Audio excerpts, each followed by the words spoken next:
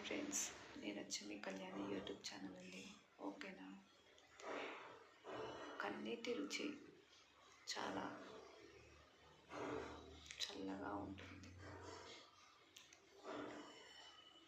కన్నీటి రుచి మనకు మన నోట్లోకి వెళ్తే ఉప్పుగా ఉంటుంది. అదేవిధంగా నాలుకకు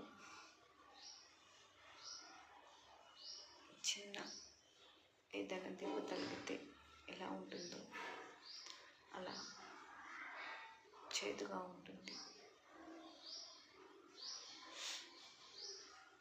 అదేవిధంగా మనసుకు భారమైనప్పుడు వచ్చే కన్నీటి విలువ ఆ భారానికే తెలుస్తుందండి, ఆ బాధ ఏంటో.